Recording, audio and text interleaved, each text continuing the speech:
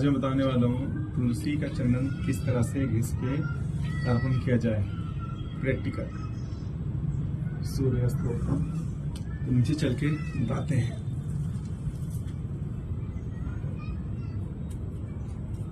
जब भी हम किसी तुलसी का चंदन बनाएं तो मैंने पहले अपने वीडियो में बताया है कि अगर हम तुलसी का चंदन नारायण को देते हैं तो हमारे 100 जन्मों के पापों को नाश हो जाता है और श्री हरि भी प्रसन्न रहते हैं।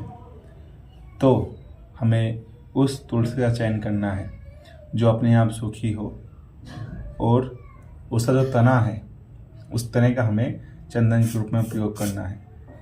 तुलसी को हमें तोड़ना नहीं है।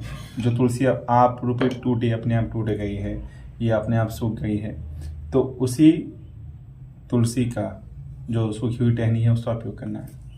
तो आप इसका चंदन बनाने के लिए कुछ इस तरह से पत्थर ले सकते हैं। इसे थोड़ा गीला करना है, सफाई और क्लीन करने के बाद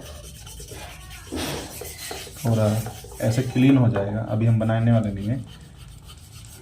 हाँ, क्लीन हो गया ऐसे।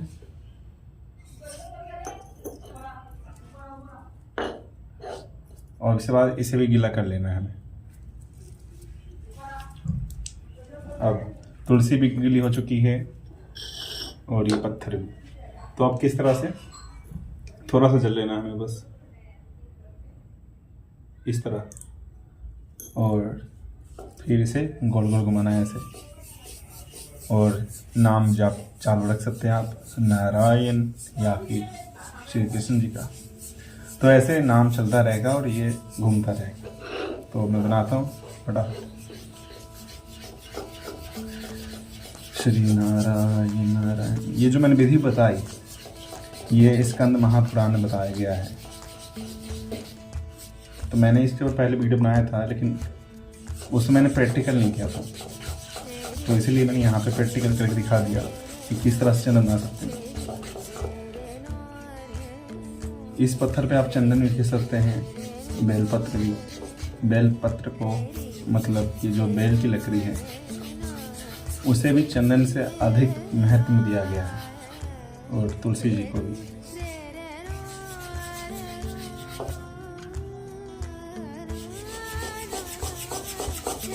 लो तैयार हो गया। तो इस तरह से आप तुलसी जी का चंदन डेली की पूजा में यूज कर सकते हैं। तैयार। मुझे थोड़ा और बनाना है, मैं थोड़ा और बना लेता हूँ।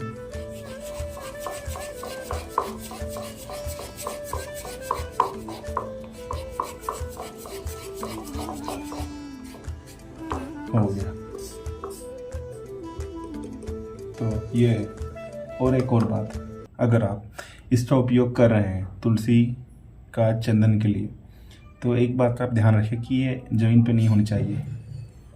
पत्थर के ऊपर या किसी आसन के ऊपर आप इस काष्ठा को रख सकते हैं। क्यों? क्योंकि देव भगवत महापुराण में कहा गया है कि जो दीपक है, जो तुलसी का काष्ठ है और जो शंख है, इसे हमें किसी आसन के ऊपर रखना चाहिए, किसी चीज़ के ऊपर, मतलब डायरेक्ट जमीन से टच नहीं होना चाहिए। किसी अच्छा आसन या किसी पत्थर के ऊपर हम इसे रखना चाहिए ताकि कोई दोष ना लगे। क्योंकि अगर इसे डायरेक्ट जमीन पर रख देते हैं तो इसका एक दोष होता है जिससे उससे माँ धरा नाराज होकर हमें श्राप दे देती है। तो इसीलिए चाहे वो दीपक हो तो उसे हमें डायरेक्ट जमीन पर रखने से बचाना है, जलता हुआ दीपक, और इसे भी जमीन पर रखने से बचाना है। जो शंख होता है तो उसे भी जमीन पर रखने से बचाना है। किसी आसन के ऊपर होना चाहिए ये सब चीज़ें। किसी आसन के ऊपर, किसी अच्छत के ऊपर ये रखे तो अच्छा है। क्योंकि माँ धरा ने एक शब्द मैंने शायद पहले वीडियो बनाया इसके ऊपर कि माँ धरा ने और नारायण जी ने आपस में संवाद किया था कि माँ धरा जो थी इन सभी चीज़ों को धारण करने में असमर्थ थी। तो नारायण जी ने उपाय बताया कि जो इसे किसी आसन के ऊपर रखेगा, दीपक, शंख, तुलसी काष्ठ, एक 3-4 चीज़ और थी, तो उससे माता धरा को कष्ट नहीं होगा और फिर इससे पुण्य फल भी प्राप्त होता है, पूरा फल प्राप्त होता है इससे। और फिर आप इसे हर दिन डेली पूजा में अनंका मूंगली से तिलक लगा सकते हैं। नारायण जी के लिए बनाया है तो अभी नारायण जी को अर्पण कर रहे हैं। तो जब आप इस तरह से बना के नारायण जी को अर्पण करते हैं तो 100 जन्मों के पापों का विनाश होता है, नारायण जी प्रसन्न होते हैं।